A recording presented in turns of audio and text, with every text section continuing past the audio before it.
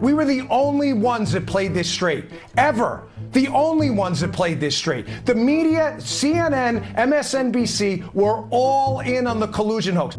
Hoax? Come on. The Justice Department announced this evening that a special counsel has been appointed to investigate the allegation that the Russian government attempted to influence the 2016 presidential election. When you have a document coming from the Justice Department under a Republican president saying that we want to look into possible cooperation or between a U.S. presidential campaign and the Russians, you have a story. That's not a hoax. That's a lead. Michael Flynn was the national security advisor to start out the Trump presidency, and he was gone a few weeks later. Why? Because he lied about his contacts with the Russian ambassador. Trump said when he fired James Comey that Russia was on his mind. And in fact, when I decided to just do it, I said to myself, I said, you know, this Russia thing with Trump and Russia is a made-up story. It's an excuse by the Democrats for having lost an election. Plus Helsinki, remember Helsinki? My people came to me, Dan Coates came to me and some others. They said they think it's Russia. I have President Putin. He just said it's not Russia. I will say this, I don't see any reason why it would be. It wasn't like some, crazy conspiracy by lefty journalists to just gin up something over nothing. There was a lot to feed on. The other problem is that President Trump kept on saying witch hunt. He protested way too much about this situation. I'm sorry, but given his record and trustworthiness, his constant denials were more fuel for the fire. So it was a worthwhile pursuit. Does that mean that the implementation was perfect? No, it doesn't. There were a lot of mistakes. Brian Ross said that Trump had directed Michael Flynn to reach out to the Russians during the campaign, which would be a real collusive problem. He didn't.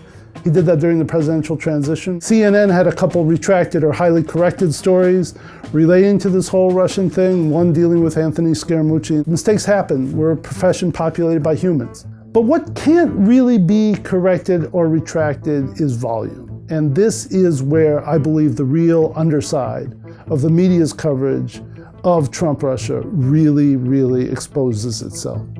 All these cable news networks, they have to understand the power of their hour. CNN, now they say on their website they have nearly 4,000 news professionals. Some of those news professionals were probably covering ISIS, some of them maybe climate change, some of them, I don't know, Medicare for all. You figure they might be able to work a lot of that in. This is the saddest media spectacle I've ever seen. The media, the press has done one of the great reporting jobs in the history, especially of covering a presidency. Those sort of polar opposites in terms of the assessment of the American media, it's either got to be the biggest disaster or the greatest success.